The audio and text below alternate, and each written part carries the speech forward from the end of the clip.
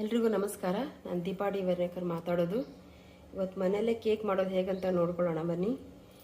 ಮೊದಲಿಗೆ 1 ಕಪ್ ಸಕ್ಕರೆ ಪುಡಿ, 1 ಕಪ್ ಹಾಲು ಹಾಗೂ 2 ಕಪ್ ಮೈದಾ ತೊಗೊಂಡಿದ್ದೀನಿ, 1 ಕಪ್ ಬೆಣ್ಣೆ ಮತ್ತು 1 ಕಪ್ ಹಾಲಿನ ಪುಡಿ ತೊಗೊಂಡಿದ್ದೀನಿ ಮತ್ತು ಸ್ವಲ್ಪ 1 ಚಮಚ ಬೇಕಿಂಗ್ ಸೋಡಾ, ಹಾಗೆ ಅಡುಗೆ ಸೋಡಾ ಒಂದು ಅರ್ಧ ಚಮಚ ಹಾಗೂ ಅರ್ಧ ಚಮಚ ಉಪ್ಪು.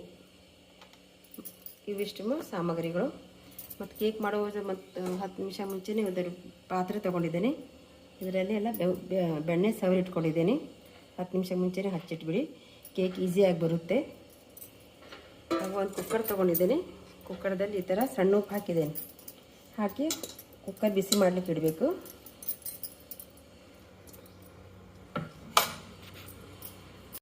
ಮೊದಲಿಗೆ ಮೈದಾ ಹಿಟ್ಟನ್ನು ಹಾಕೊಳ್ಳೋಣ ಸಾಣಿಗೆಯಲ್ಲಿ.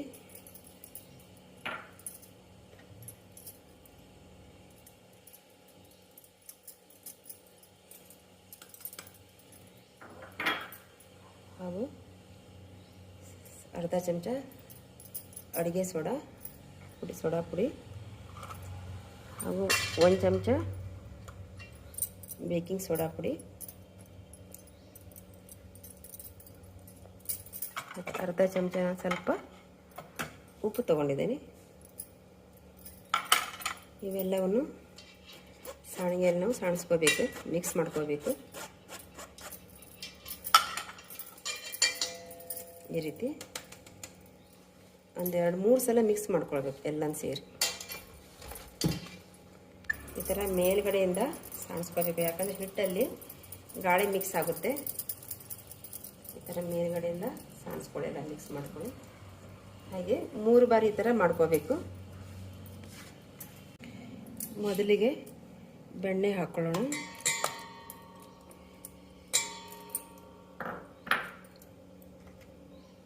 ಸಕ್ಕರೆ ಪುಡಿ ಎರಡನ್ನೂ ಚೆನ್ನಾಗಿ ಮಿಕ್ಸ್ ಮಾಡ್ಕೊಳ್ಬೇಕು. ನಾನು ಎಲ್ಲ ಕೈಯಲ್ಲೇ ಮಾಡ್ತಾಯಿದ್ದೀನಿ,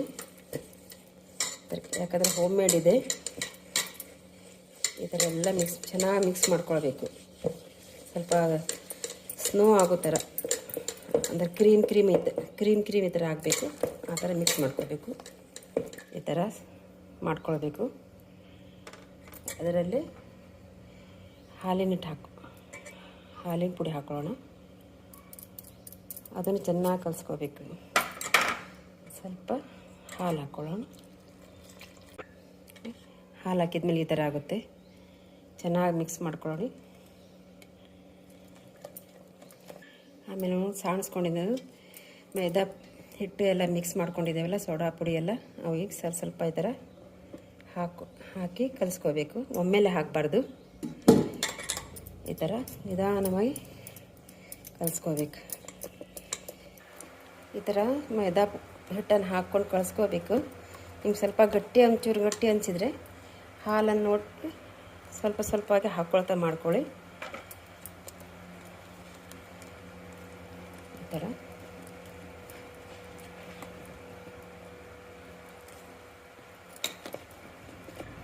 ಈ ರೀತಿಯಾಗಿ ಮಾಡ್ಕೊಳ್ಳೋಣ.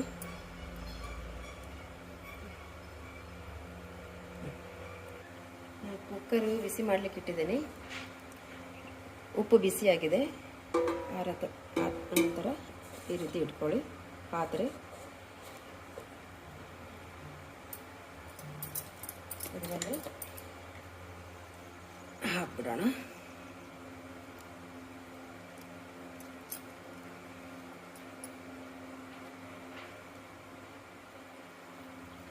ಈ ಥರ ನಾವೆಲ್ಲ ಒಂದು ಲೆವೆಲಲ್ಲಿ ಹಾಕಿಡಬೇಕು. ಇದ್ರ ಮೇಲ್ಗಡೆ ಸ್ವಲ್ಪ ನಾನು ಈ ಥರ ಲಿಂಬೆಹಣ್ಣಿನ ಸಿಪ್ಪೆನ ತುರಿದು ಹಾಕ್ತಾಯಿದ್ದೀನಿ. ಸ್ವಲ್ಪ ಲೈಟಾಗಿ ಹಾಕ್ಕೊಳ್ಳೋಣ, ಯಾಕಂದರೆ ಪರಿಮಳ ಸ್ಮೆಲ್ ಚೆನ್ನಾಗಿ ಬರುತ್ತೆ. ಭಾಳ ಹಾಕೋದು ಬೇಡ, ಜಸ್ಟ್ ಒಂದು ಸ್ವಲ್ಪ.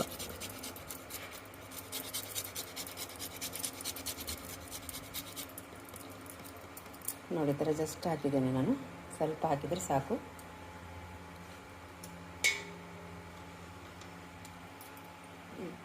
ಈ ಥರ ಕುಕ್ಕರು ಮುಚ್ತಾ ಇದ್ದೀನಿ. 45 ಮಿನಿಟ್ಸ್ ಬೇಕು.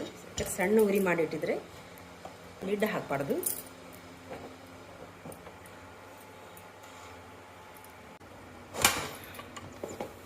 ಕೇಕ್ ನೋಡೋಣ. ಇವು ಫಸ್ಟ್ ನಾವು ಚೆಕ್ ಮಾಡಬೇಕಾದ್ರೆ ಈ ಥರ ನೋಡಿ ಚಾಪಿಗೆ ಅಂಟಿಸ್ಕೊಂಡು ಬರ್ತಾ ಇಲ್ಲ ಅಂದರೆ ಕೇಕು ಫುಲ್ಲು ರೆಡಿಯಾಗಿದೆ.